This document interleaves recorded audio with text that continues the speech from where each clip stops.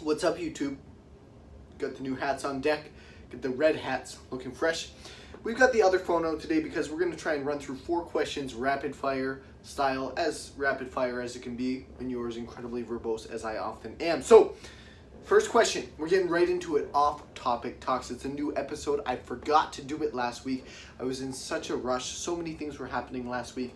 Apparel orders going out, working on all sorts of missteps and mishaps that were occurring, things getting done at the property, then of course with the business growing and expanding, coaching all over, international clientele, then all of a sudden clients were getting rolled back. It was an absolute mess, but I remained caffeinated, moderately irritated, got through it, forgot to do the off-topic talk, so that's not cool. So we're going to deliver on 4 questions today. First question, do I think all of the work that I have done is worth it?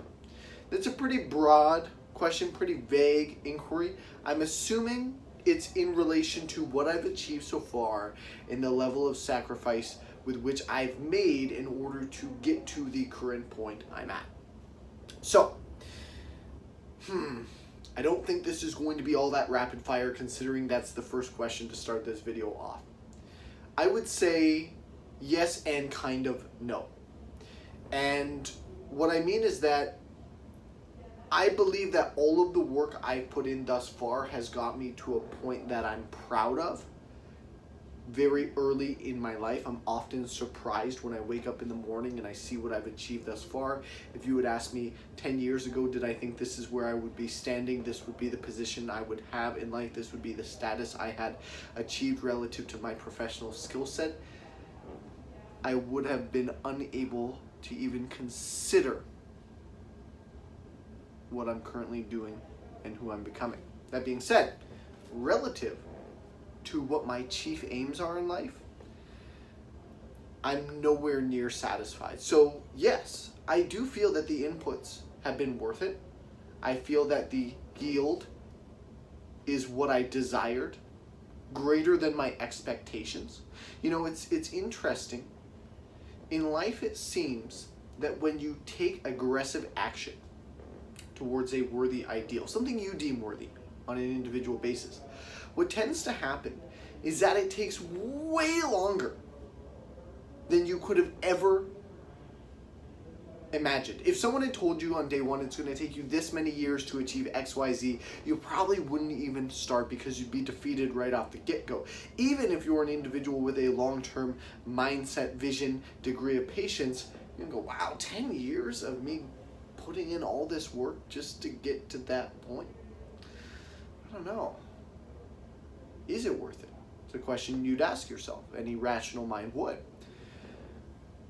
But curiously enough, is even though it always seems to take so much longer than you ever could have expected or you ever would have projected that it would take, interestingly enough, the moment you arrive at a certain milestone, you always seem to have gotten there a lot sooner than you would have thought. It's a very strange feeling. It's hard to explain, but anybody who's experienced it can attest to the reality that it's almost like this strange dichotomy where it took so much longer than you originally thought it would, but you got there so much faster than you ever could have imagined. So, yes and no. I think that the inputs I've paid my dues with thus far have been worth it to get me to this point at this stage in my life. But relative to where I want to go, what I want to do, how far I want to take this, I'm not satisfied. I probably never will be, to be completely honest. But we'll just stay the course. We'll continue building, growing, developing this empire, and seeing how far exactly we can take it before the curtains close. Question number 2, what is a group of people that mainly wants one-on-one coaching from you?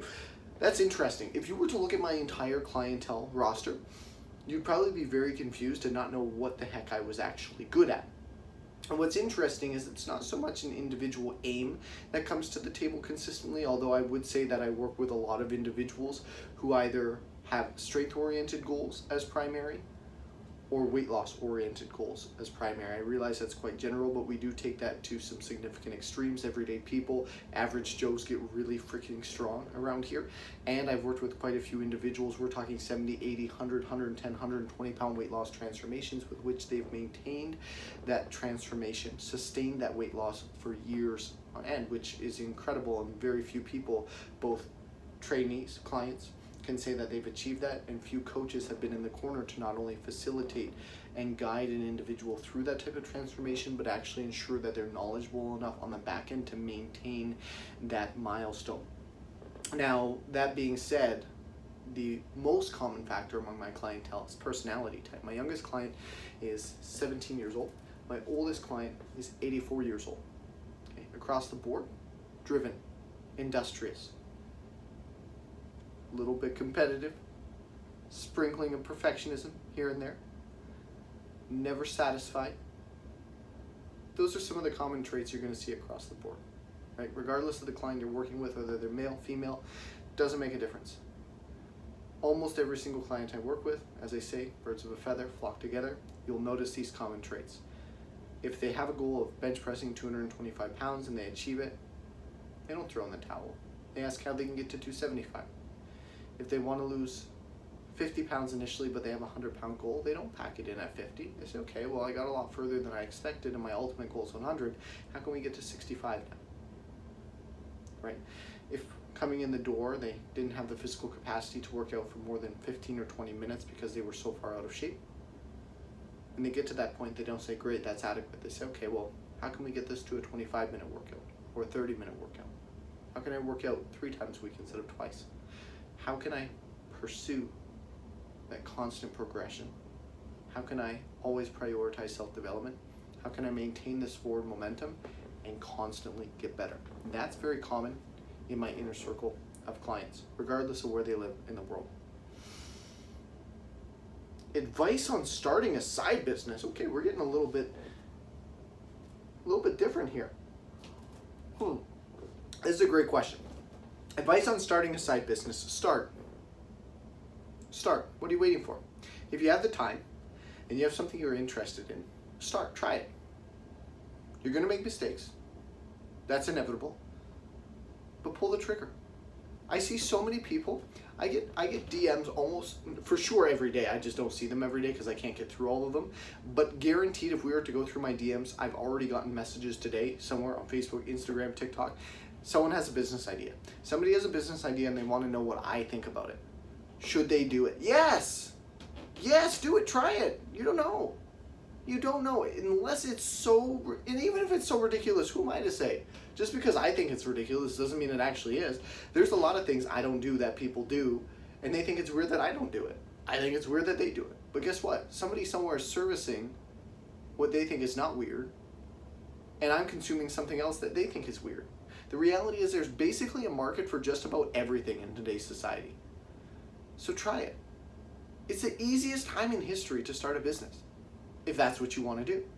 And you might find very quickly that you don't want to do that because it's hard and it's a lot of work. And even if you were interested in that particular arena, you might find that you prefer to take your ideas to somebody else who loves building businesses, who has that relative skill set to grow businesses, who maybe isn't as creative as you might be. And you can give them the ideas and they can execute on the business end of it, and you can focus on being the creative. You can collaborate with somebody, right? There's so many things that you can do, but try it, pull the trigger. Don't allow that over-analysis paralysis to leave you stuck. That's what so many people do. They're afraid to pull the trigger. They're afraid to try. Yes, it's overwhelming. Yes, there's things you don't know, but you're not going to know them until you just jump in head first and get started. So give it a shot. If it's a side business, it's simple enough. You could start it tomorrow. See if people are interested. Test the waters. Right? Worst case scenario, it is a horrible idea, or you just are not capable of executing on it with any degree of consistency or professionalism or quality of service or product that is actually something that people desire. And then you pack it in, or you reassess and determine where are the learning lessons here, what can I do to improve moving forward, and you try again. Or you say, nope, not for me, and you try something else. Or you don't. But don't sit around and allow those regrets to fill up within you and wonder, what if? Especially in today's society where it's so easy to start a business. Way easier than it was for our parents. I can't remember if I said 4 questions or 3 questions. I think I just did 3 questions. That's okay. I gotta go. I'm time strapped. I've got a lot to cover right now. I've got snail mail to open up. I've got emails to check. I've got DMs to answer. I've got checks to write. Checks. Have you ever written a check? Happens. I've also got bills to pay online. And my office is a complete mess. It is absolute chaos. If I did a camera pan, I wouldn't do it because I would be so embarrassed at the chaos that has been created within these 4 walls. That being said, I'm out. Next topic, next episode, not topic of off-topic talks. Off-topic talks can't really have a topic if it's off-topic. Or maybe it can, who knows? There's a little bit of inception for you, but regardless, next episode of off-topic talks will be next week. If you have any questions you would like me to cover, make sure you leave them in the comments section, and should I be able to rope them into the next episode, not the next topic, I will do so. If you haven't already, make sure you follow, subscribe, depending of course on what social media platform you're seeing this on. And until next time, don't skip leg day. I'm watching you.